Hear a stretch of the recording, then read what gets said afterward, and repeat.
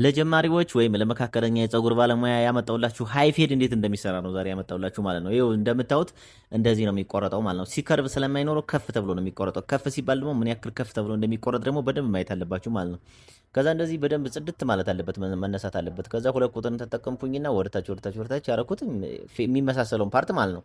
ከዛ አንድ ተኩል ተጠቀምኩኝ። ቀዩ አንድ ተኩል ነች ወይም 1.5 ነች። እንደዚህ አድርጌ ያለሰለስኩት። ከዛ አንድ ቁጥር ተጠቀምኩና ከታች ከጀመርኩበት ጀምሬ ወደ ላይ ከፍ ብዬ ምን ያክል ከፍታ ማንሳት እንዳለብኝ በደንብ ተከታተሉት፣ ይዩት።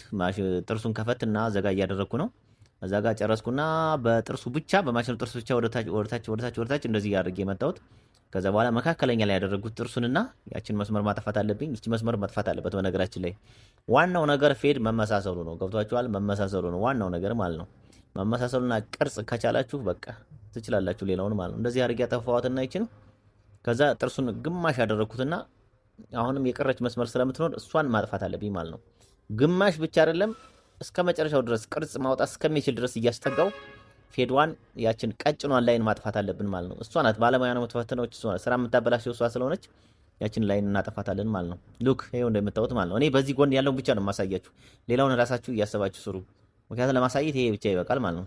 ዘን ይሄን ይመስላል ማለት ነው። ሲያልቅ ቅርጹን ይሁት በደንብ የዞረ ቅርጽ የለውም። ጺሙንም እንደዚህ አድርጋችሁ መስራት ትችላላችሁ። ጺም ያላቸው ሰዎችን ሲመጡ ፌዱ ከጺሙ ጋር ኮምቢኔሽኑን ማምጣት አለባችሁ። ብዙ ጊዜ በነገራችን ላይ ሉክ ይሄ ቅርጹ የሚዞር ቅርጽ የለውም። በቃ እንደዚህ ነው የሚሆነው ማለት ነው። ቅርጽ ጺም ያላችሁ ደንበኞች ከመጡ እንደዚህ አድርጋችሁ ነው ጺሙን የሚሰሩት ማለት ነው።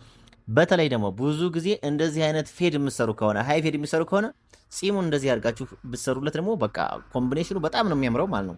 ቲሸርት ሲለብስ፣ ጃኬት ሲለብስ፣ ሱፍ ሲለብስ፣ ሸሚዝ ሲለብስ በሁሉም ይሄ ፀጉር ስታይል በሁሉም እንዲሄድ ይሆናል ማለት ነው። በተለይ ጺም ካለው ማለት ነው። ስለዚህ እንደዚህ እያደረጋችሁ ነው የምትሰሩት ማለት ነው።